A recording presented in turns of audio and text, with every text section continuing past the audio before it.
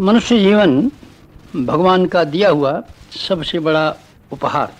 भगवान के खजाने में इससे मूल्यवान वस्तु कोई भी नहीं है जैसे कि मनुष्य को मानव जीवन के रूप में दी गई।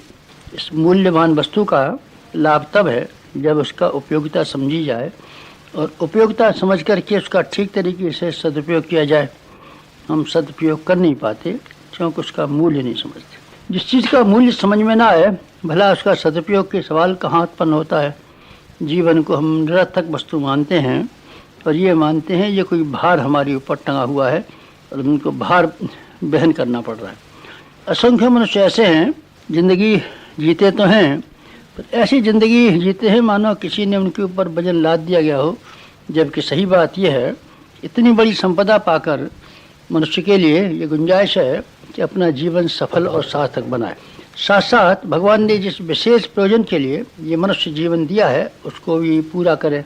इस विश्व उद्यान को सुंदर और समुन्नत बनाने के लिए भगवान ने बड़ी आकांक्षाओं के साथ और बड़े अरमानों के साथ ये संपदा मनुष्य को सौंपी है और ये अपेक्षा की है कि इस धरोहर का अमानत का अच्छे से अच्छा उपयोग करके दिखाएगा। लेकिन हम कुछ कर नहीं पाते क्योंकि उसका मूल्य ही नहीं समझते। मनुष्य जीवन की संभावनाएं इतनी बड़ी हैं कि अगर इस संपदा का ठीक तरीके से उपयोग किया जा सके तो मनुष्य भौतिक और आध्यात्मिक दोनों ही क्षेत्रों में उच्च स्तरीय सफलताएं प्राप्त कर सकता है। सफलताओं के सभी द्वार उसके लिए खुले हुए हैं।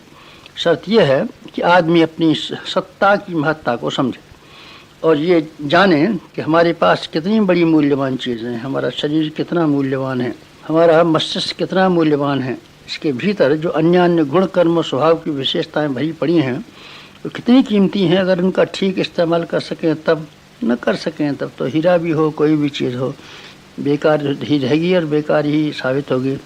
मनुष्य जीवन की महिमा और गरिमा हर एक को समझाना आवश्यक है ताकि उसके ठीक तरीके से उपयोग करने की उमंग उसके मन में से उठे। इसके लिए आवश्यक समझा गया परिवार के प्रत्येक सदस्य को जन्मदिन मनाना चाहिए और जन्मदिन मनाने के माध्यम से उसको ये प्रकाश दिया जाना चाहिए कि अपने मूल्यवान मानव जीवन का महत्व समझ सके, इसकी गरिमा को जान सके, इसकी उपयोगिता का अंदाज लगा सके और इसका ठीक तरीके से इस्तेमाल कैसे किया जा सकता है इसके संबंध में कुछ महत्वपूर्ण निर्णय कर सके।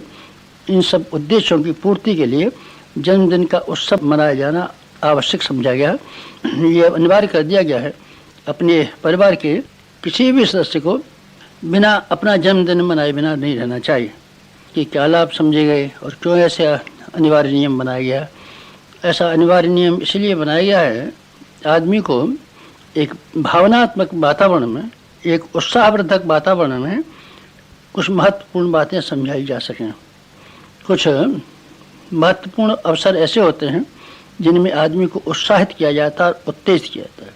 उत्साहित हुए मनुष्य के दिन आदमी को विशेष प्रसन्नता भी होती है और उस गर्मा गर्म वातावरण में अगर उसने कुछ नियम लिए हैं, प्रतिज्ञा ली हैं तो उसको निभाने के लिए तैयार भी रहता है।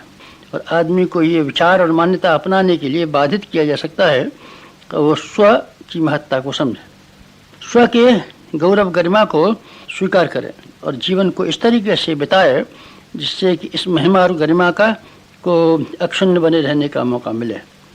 कुछ मनुष्य के जीवन में अवसर ऐसे होते हैं जो आदमी को खुशी प्रदान करते हैं। जब खुशी प्रदान करते हैं तो आदमी के लिए वो दिन बहुत महत्वपूर्ण बन जाते हैं।